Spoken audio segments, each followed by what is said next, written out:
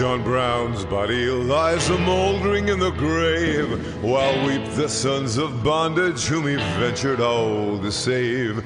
But though he sleeps, his life was lost while struggling for the slave. His soul is marching on. Glory, glory, hallelujah. Glory, Welcome glory, hallelujah. to War of the Rebellion Stories of the Civil War. I am your host, Leon, and this is a reading of the history Reminiscences of the 19th Massachusetts Regiment by Captain John G.B. Adams. Chapter 6. Battles of Fairfax Courthouse, Flint Hill, and Antietam. My position had changed during the past year from corporal in Company A to second lieutenant in Company I, and it took me some time to get accustomed to the new office. Up to the time I left Company A, no man had been punished, but the morning that I reported for duty in Company I, Captain Plimpton had one man on a barrel and another on knapsack drill, and I thought I had made a mistake in not taking sparring lessons before being promoted. I found the men of Company I as good-hearted a lot as there was in the regiment, only a little wild. The leader of the company was a young boy. He was about 17 years old, and a private soldier, yet he was the one who settled all disputes. He was well informed in regard to the movements of the army, and had ideas respecting future campaigns that he was ready to discuss with officers or men. Soon after I joined the company, he called on me, and made a little speech of welcome, saying that the boys were glad I had been assigned to the company, and assured me they would make it pleasant for me. Such a reception was very gratifying. I was but 20 years of age, and doubted my ability to control these men, but I commanded the company for nearly 2 years, and punished but one man during the time. That boy has since become known and honored by every comrade in Massachusetts.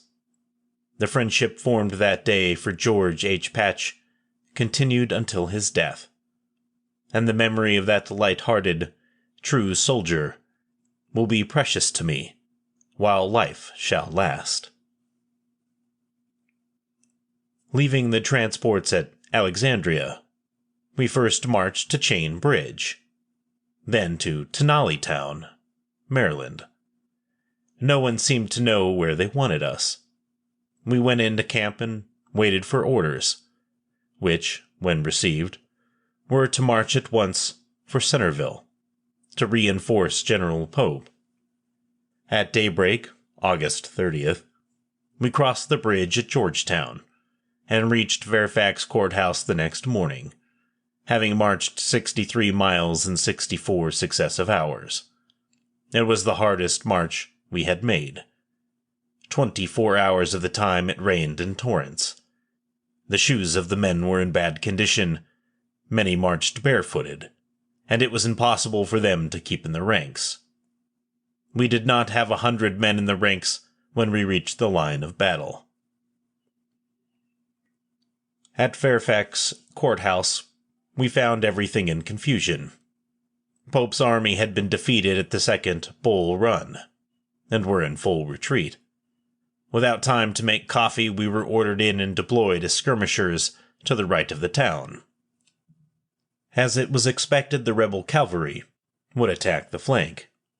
We remained in this position until the army had passed, when, with the 1st Minnesota, we were selected to cover the retreat. The rebel cavalry came down on us, and we had some sharp fighting as we fell back. At Flint Hill, we made a stand. Night had come on, and we did not care to be bothered with the rebels any longer. The 1st Minnesota formed a V with 2 sections of Tompkins Rhode Island Battery at this point, the 19th supporting the battery. On came the rebels, right into the trap we had set. The Minnesota boys opened fire, followed by the battery. The 19th charged with a yell, and the rout was complete, as all not killed or wounded turned and fled. We had no time to follow them, as we were quite a distance from the main army. When we rejoined the column, our 2 regiments were mistaken for the enemy and fired upon by our own ranks. Assistant Surgeon Hill was killed, and Captain Russell disabled by his horse being shot, and several men wounded. The next day, we again crossed the Potomac to Maryland soil. The prospects were not pleasant to contemplate. We had done little but march and retreat the past 6 months. A line officer has little chance to see what is going on outside his regiment, and his opinion is of little importance. But I believed then, and time has only strengthened my belief, that the leading officers of the Army of the Potomac were perfectly willing General Pope should be whipped. He had taken command of the Army of Virginia with a swell order. Headquarters in the saddle, spades to the rear, muskets to the front, and they were glad to see the conceit taken out of him. There is a great deal of human nature shown in the world, even in army commanders. We now took up our line of march through Maryland. We were not the only ones who had crossed the Potomac, as the rebels had already crossed and were marching north, and we must head them off if possible. They began to look as though they would capture Washington before we captured Richmond. We marched through Rockville, where we had spent our winters so pleasantly, and met many old acquaintances, but missed several of our gentlemen friends who, we learned, had joined the rebel army. Some of the ladies, who loved the stars and bars, joked us on our On to Richmond movement, and were confident the war would soon end with the South victorious. The events of the past few months had been such that we had slight ground for an argument, but we assured them we were satisfied, and all we wanted was to get General Lee on this side of the river. Our march through Maryland was delightful. The farther we got into the interior, the more loyal the people became, and our welcome was cordial. We arrived at South Mountain while the battle was being fought, but took no part in it. The 16th of September, we reached Antietam, and formed in line of battle. On the morning of the 17th, with our brigade in the center, we advanced in 3 lines of battle, over walls and fences, through fields, under a terrible fire of artillery. The regiment was growing nervous, but did not break. Colonel Hinks halted us, put us through the manual of arms, ending with parade rest. Having become steady, we moved forward to a strip of woods, and came upon the enemy strongly posted. Grape and canister, shot and shell, volleys of musketry greeted us, and our men fell as grain before the scythe. 1/2 of our officers and men were either killed or wounded. Colonel Hinks was the first to fall, again terribly wounded. Captain George W. Batchelder was killed, and the command of the regiment and companies changed fast as one after another officer went down. At the time, we were so hotly engaged in the front we began to receive a fire from our left and rear, and discovered that we were being flanked, and must change front to rear. This was done by the 19th Massachusetts and 1st Minnesota. We were now under the command of Colonel Devereux, and were ordered to take a position near a stone wall. We fired as we fell back, holding the enemy until we had reformed our lines,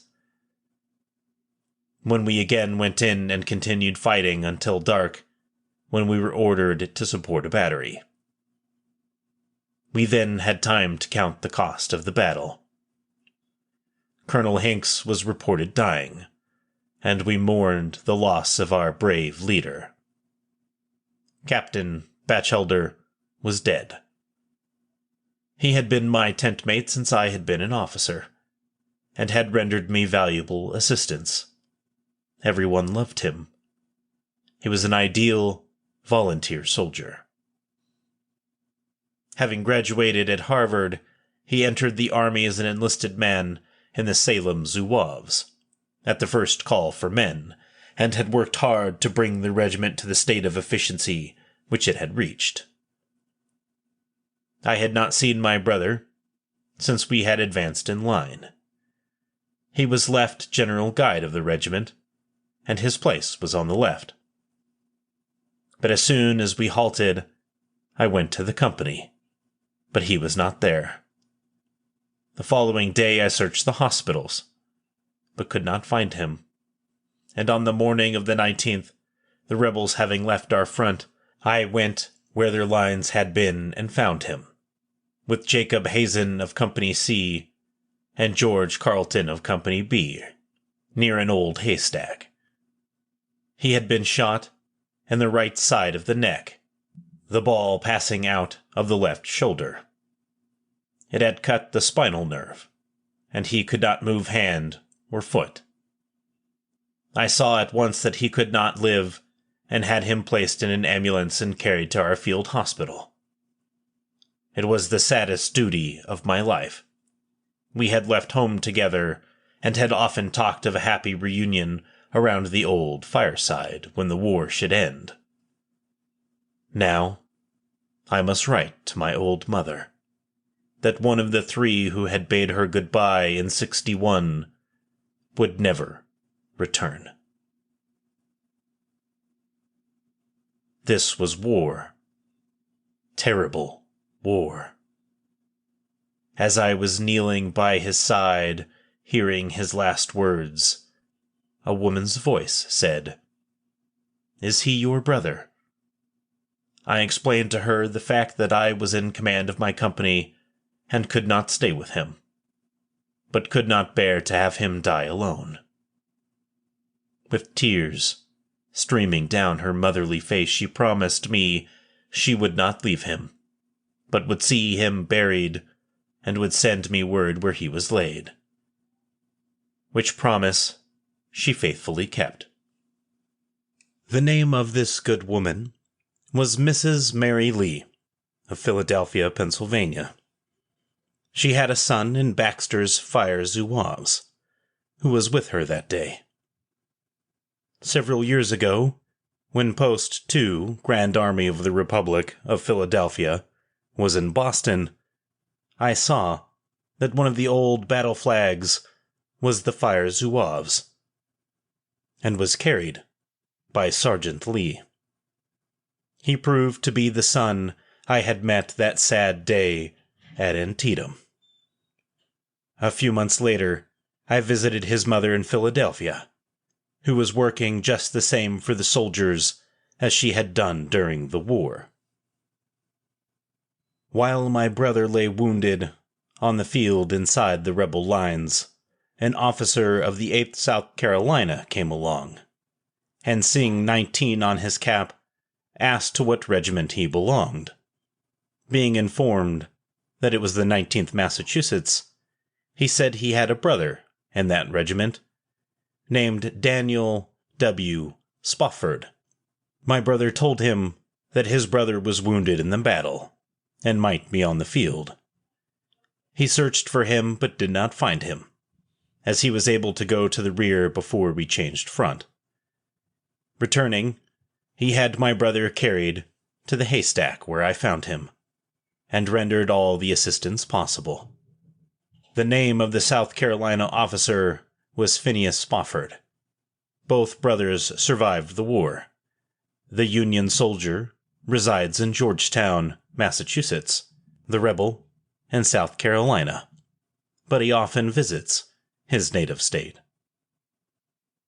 I also missed my boy Patch. He was last seen helping a sergeant from the field, he turned up in Libby Prison a few days later. My old company had met with other losses than death. 4 men had deserted on the eve of battle. They had taken the canteens of the company to go in search of water. No doubt, they are searching yet, as they did not return.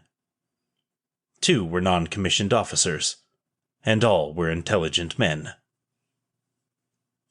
The regiment was now commanded by Captain H.G.O. Weymouth. Again, we crossed the Potomac and went to camp on Bolivar Heights, near Harper's Ferry. We did not lose the Battle of Antietam, because we held the ground, but made the mistake of remaining inactive while the rebels withdrew to the other side of the river, so we gained nothing. Soon after the battle we received a large number of recruits, the best class of men that had joined the regiment. Many of them had waited, hoping that the war would be over and their services would not be required, but seeing the disasters that had come to the army, resolved to come and help us. Several of them were discharged as commissioned officers, and all rendered very valuable service. We remained at Harper's Ferry until October 30th, when we received marching orders, and the army marched up the Loudoun Valley. The nights were cold, and we suffered severely. While in bivouac near Paris, or New Baltimore, 2 feet of snow fell, covering us as we slept. Orders against foraging were very strict. We were not allowed to take hay from the stacks for bedding, or in any way molest private property. The idea of General McClellan seemed to be to carry on the war without hurting anyone's feelings. But once in a while, we broke over. One night, Corporal Phelan and Jack Robinson discovered hens at a neighboring farmhouse, and finding the house not guarded, took their muskets and went on duty. The people were much pleased to be so well protected. While Phelan entertained the family, Jack went on duty outside to protect the hens. Soon a squawking was heard, and Corporal Phelan grasped his musket and rushed to reinforce Jack. They secured 3 good hens, and forgot to go back to the house, but reported to camp. When they arrived, I discovered that they had plunder, and called them before me. With downcast eyes, they told the story of their shame and begged for mercy. As an officer, I must do my duty, and they must be punished. I ordered them to cook one of the 3 hens and to deliver it to me. With sad hearts, they obeyed the order. Chapter 7. Battle of Fredericksburg and Marye's Heights, which we will do next week. I'm not sure I'm even ready to read about Marye's Heights again. Every time we come across it, it's just so awfully horrible as a battle. And I know it's war, but oh my goodness, it just really takes a toll having to read about it. So we're definitely going to go out west next time. I mean, although I'm sure we'll come across something there as well. So, our illustrious author is now a 2nd lieutenant in Company I, which is pretty exciting for him, getting promoted. And especially at being only 20 years old, that is pretty wild. A little bit younger than today's officers. I think they're 23, 24, somewhere in there. But it is very interesting to see him leading a company.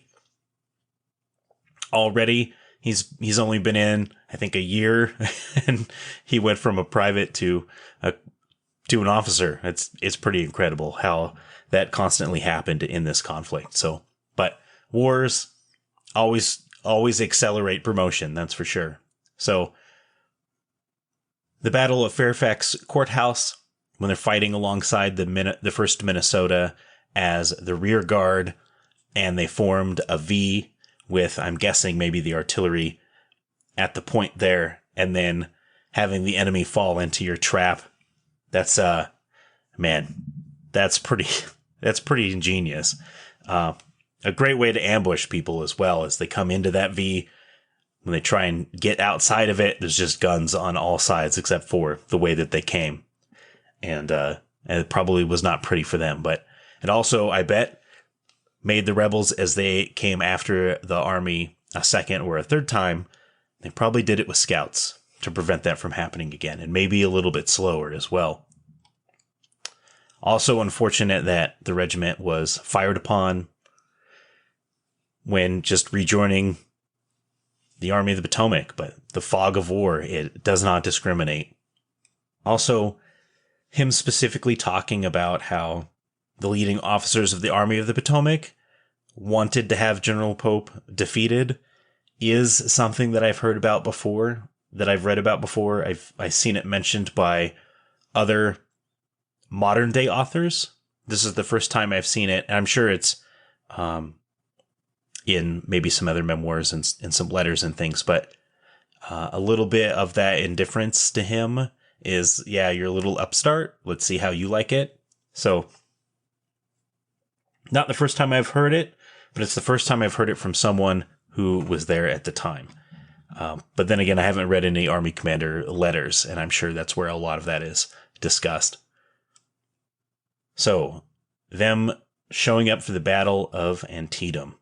Well, fighting alongside the 1st Minnesota, you know that they had a heck of a time. So, super unfortunate, but hard-fighting soldiers in a hard-fought battle. Antietam was just an absolute bloodbath for no victory on either side. And, oh man, it's just, and it sucks to lose his brother at the same time. And having you fight in this huge battle, this huge, bloody, grinding conflict, and you don't even really get to win. And you lose your brother in the process in such a horrible way. So, but I'm glad he was able to hand over his brother to Mrs. Mary Lee of Philadelphia, and kind of get him the care, his hospice care, essentially. But little moments like that make these kind of tragic stories a little bright to read about. Of course, the Carolina officer that helped him out, who had a brother in his own regiment in the 19th, just goes to show why the Civil War was so bad. It's just really brother fighting against brother and having to look out for each other. I also think he brings up a really great point with his criticism of General McClellan, which seems to be in every single book and memoir. He says, quote, "The idea of General McClellan seemed to be to carry on the war without hurting anyone's feelings," unquote. And that's 100% agreeable. If we look at the very beginning of this conflict up until this point, and then we look about what happens in the Overland campaign and in the March to the Sea, we see a real shift, don't we, in how this war is fought.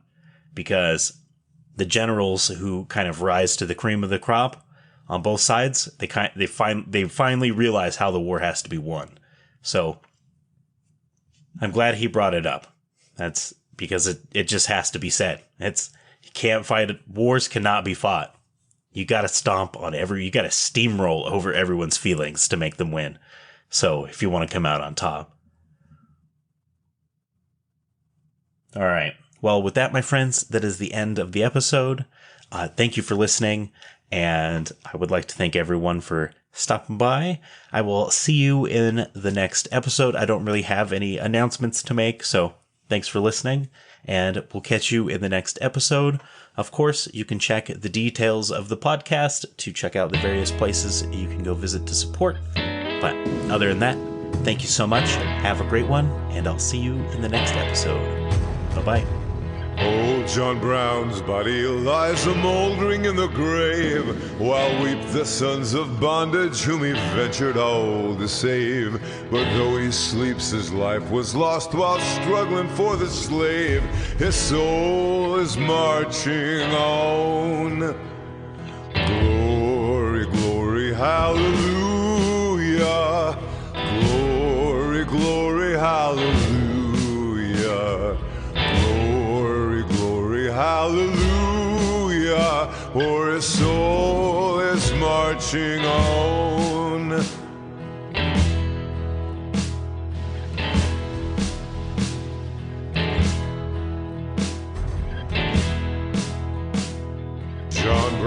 was a hero, undaunted, true, and brave. And Kansas knew his valor when he fought her rights to save. And now, though the grass grows green above his grave, his soul is marching on. Glory, glory, hallelujah. Glory, glory, hallelujah. Glory, glory, hallelujah. For his soul is marching on.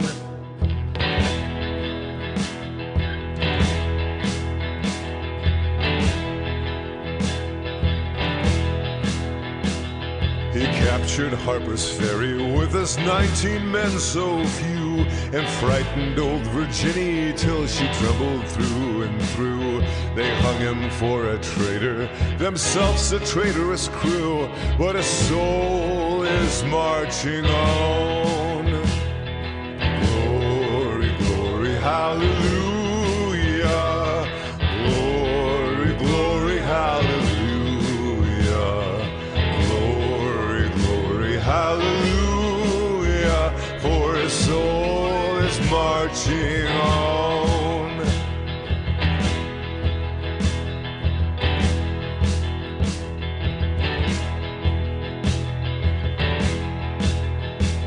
John Brown was John the Baptist, of the Christ we are to see. Christ, who of the bondman shall the liberator be. And soon throughout the sunny South the slaves shall all be free, for his soul is marching on. Glory, glory, hallelujah. Glory, glory, hallelujah. Glory, glory, hallelujah. For his soul is marching on.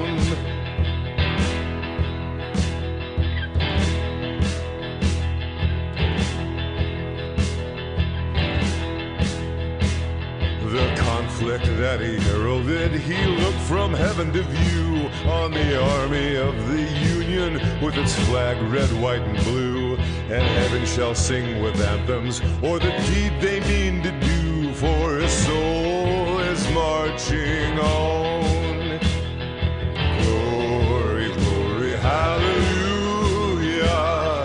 Glory, glory, hallelujah. Hallelujah, for his soul is marching on.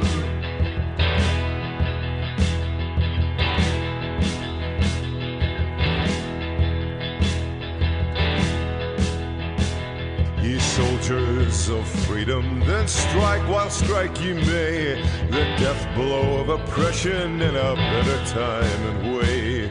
The dawn of old John Brown has brightened into day, and his soul is marching on. Glory, glory, hallelujah. Glory, glory, hallelujah. Glory, glory, hallelujah. For his soul is marching on. Hallelujah, glory, glory, hallelujah, glory, glory, hallelujah, for his soul is marching on, for his soul is marching